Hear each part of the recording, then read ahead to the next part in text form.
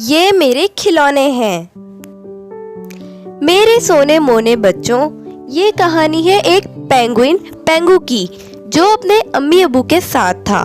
پینگو کی چونچ سرمئی، پر کالے، پاؤں زرد اور باقی سارا جسم سفید تھا۔ ہاں نا بچوں، یہ ایک بہت ہی پیارا پینگوئن تھا۔ پینگوئن کا گھر برف سے بنا ہوا تھا۔ یہ گھر اس کے امی ابو نے مل کر بنایا تھا۔ ایک دن پینگو اکیلے کھیل کھیل کر تنگ آ گیا۔ اس نے کہا، امی جان، مجھے نانو کے گھر جانا ہے، میں وہاں پونی کے ساتھ کھیلوں گا۔ پونی پینگو کے ماموں کی بیٹی تھی۔ امی جان نے سنا تو کہنے لگی، ٹھیک ہے، تم اپنا بیگ تیار کر لو، ہم کل ہی چلتے ہیں۔ اگلی صبح امی جان نے کچھ تازہ مچھلیاں پکڑی، انہیں ایک ٹفن میں رکھا اور پینگو کا ہاتھ پکڑ کر چل دیں۔ راستے میں پینگو پلان بناتا رہا کہ پونی سے کیا کیا کھیلنا ہے۔ جب اسے دور سے نانی کا گھر نظر آیا تو اس نے ایک چھلانگ لگائی اور دور تک برف پر پھسلتا گیا۔ آخر گھر کے پاس پہنچ کر پینگو نے دروازہ کھٹکھٹایا اور بولا، میں آ گیا، نانو میں آ گیا۔ دروازہ پونی نے کھولا اور منہ بنا کر پینگو کے پیروں کو دیکھا جو برف سے بھر گئے تھے۔ اپنے پیر جھاڑ کر اندر آنا، میں نے ابھی صفائی کی ہے۔ یہ کہہ کر پونی اندر چلی گئی۔ جی نہیں، میں تو اندر آ کر ہی پر صاف کروں گا۔ اف، پونی کو تنگ کرنے میں کتنا مزہ آتا ہے۔ یہ کہہ کر پینگو اندر آ گیا۔ پھر اس نے اچھل اچھل کر پروں سے برف جھاڑی اور اڑ اڑ کر میز اور صوفوں پر جا گری۔ آہا، میرا بیٹا پینگو آیا ہے، کیسے ہو تم میرے بچے؟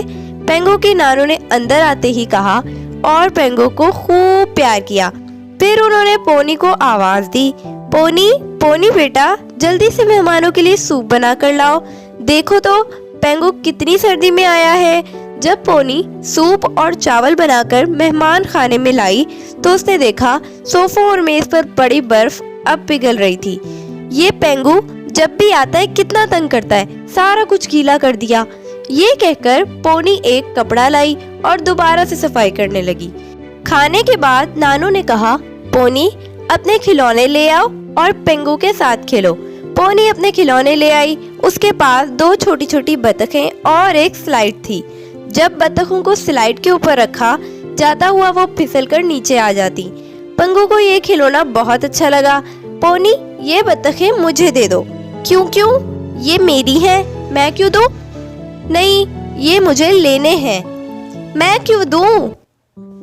نہیں، یہ مجھے لینے ہیں، یہ کھلونے مجھے اچھے لگے ہیں۔ پینگو نے ضد کی۔ پونی بولی، جی نہیں، یہ میرے کھلونے ہیں، آپ کے نہیں، آپ اپنے کھلونوں سے کھیلو بس۔ اس سے پہلے کہ پینگو اور پونی کی لڑائی ہو جاتی، نانو وہاں آ گئی۔ انہوں نے کہا، پونی، آپ کچھ دیر کے لیے اپنے کھلونے پینگو کو دے دو، یہ مہمان آیا ہے۔ میں نے کھڑکی سے دیکھا، جب پینگو آیا تو آپ نے منہ بنایا تھا، یہ تو اچھی بات نہیں۔ جو بچے مہمان کے آنے سے خوش ہوتے ہیں انہیں اچھا کھانا کھلاتے ہیں، اچھی چیزیں دیتے ہیں، اللہ پاک ان بچوں سے بہت خوش ہوتے ہیں۔ مہمان کو خوش رکھنا چاہیے۔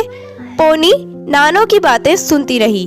پھر پینگو کی امی بولی، پینگو، آپ نے بھی پونی کو تنگ کیا ہے، اس سے سوری کریں۔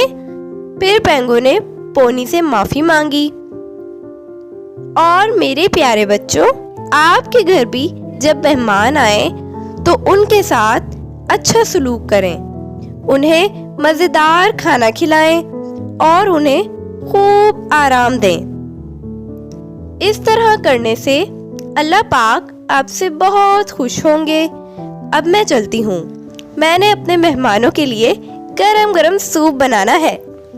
اگر آپ کو ویڈیو اچھی لگی ہو تو لائک کیجئے، کامنٹ کیجئے، شیئر کیجئے اور میرے چینل کو سبسکرائب کیجئے۔ ملتے ہیں آپ سے ایک نیو ویڈیو کے ساتھ، تب تک کے لیے اپنا خیال رکھیے گا۔ اللہ حافظ۔